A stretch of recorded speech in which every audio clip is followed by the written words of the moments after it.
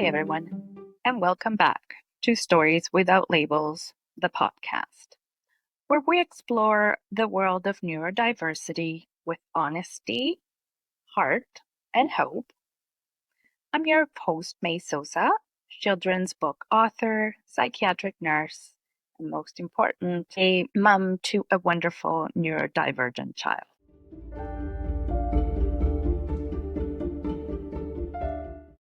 Today's episode is all about sensory processing in daily life. We're diving into something that affects nearly every moment of the day, but it's often misunderstood or overlooked. So, whether you're a parent, a teacher, a caregiver, or just someone curious about how to better support neurodivergent people, including children, this episode is for you. Let's start with the basics. What is sensory processing and how does it work?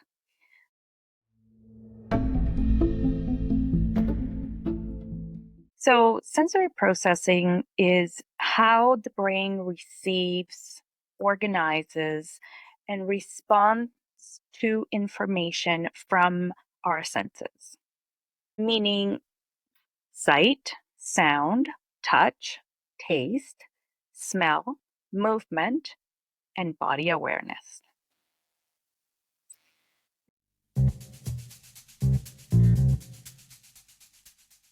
Now, let's imagine the volume of life is turned up 10 times from what normal people experience.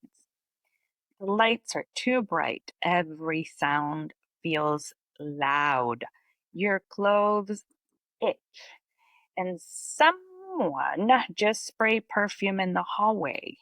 Your brain is trying to manage all of these at once.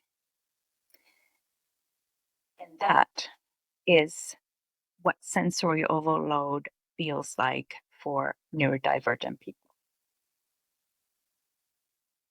On the other hand, some neurodivergent people may be under-responsive to those type of inputs, or some they might seek out extra movement, pressure, or noise to feel just right. That is basically what we see when people are stimming. These are both forms of sensory differences, and they're common in people with autism, ADHD, sensory processing disorder, and all other neurodivergent conditions.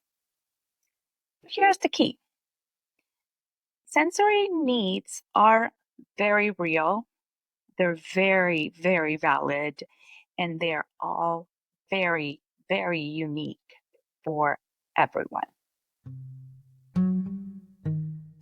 So, how does this play out in our daily life? Let's take a walk through a typical day for a neurodivergent person, whether it's a child, an adult, in whichever type of diagnoses they might have. In the morning, for example, getting dressed might be very stressful. Clothing may have tags or seams that feel unbearable. Brushing the teeth might be a trigger for a gag reflex because of the taste of the toothpaste or the texture of the toothbrush. It's different for everybody. How about schoolwork? Buzzing lights, background noise, crowded spaces. All of these can be so exhausting for neurodivergent people, and they may struggle to focus. They may struggle to stay calm or even remain in the room altogether. How about what happens during the evening routine? Bath time or bedtime can be also a very big sensory battle too, for strong smells, splashing water, scratchy towels, even soft pajamas may not feel so soft after a long day. Sensory challenges are not bad behavior, and they are certainly not picky preferences. They are the body's way of protecting itself from overload or seeking self regulation. When we miss and misunderstand sensory needs, we miss the chance to truly support someone.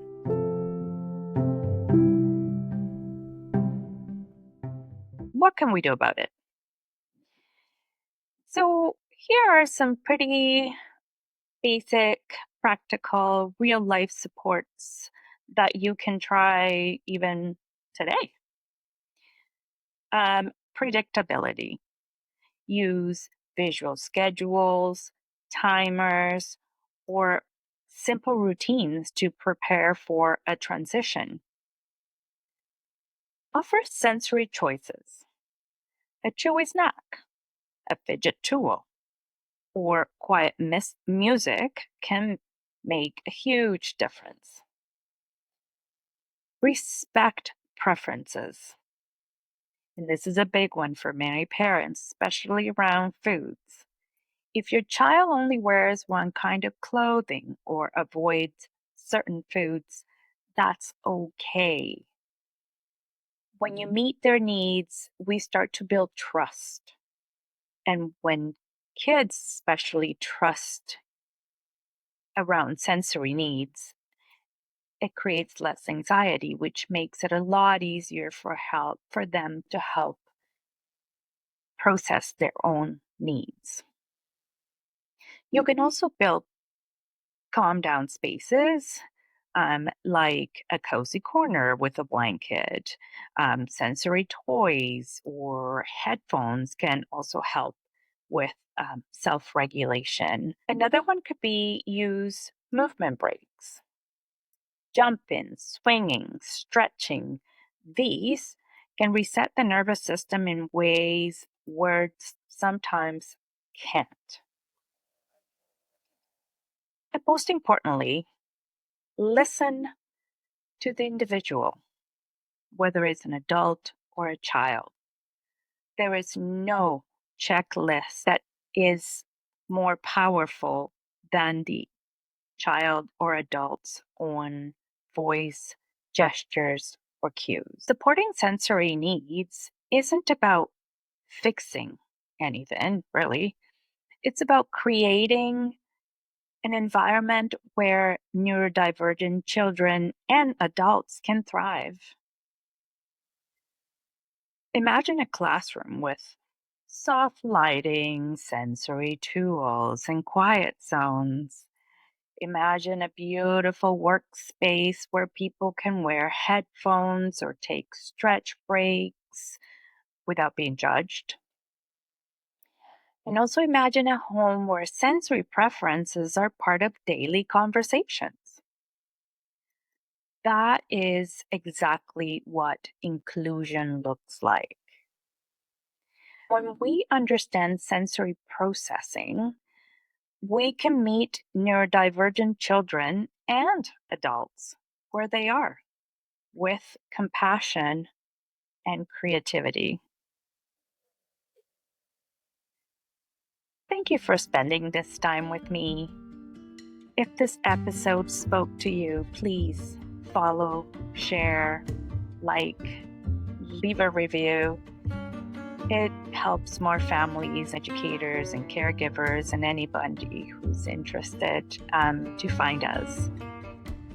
And don't forget to visit our website, www.storieswithoutlabels.com, for sensory-friendly resources, activity sheets, and books that celebrate neurodivergent lives, especially children's. You can also follow us on social media at Stories Without Labels for weekly tips, inspirations. We got newsletters, we got our Facebook page.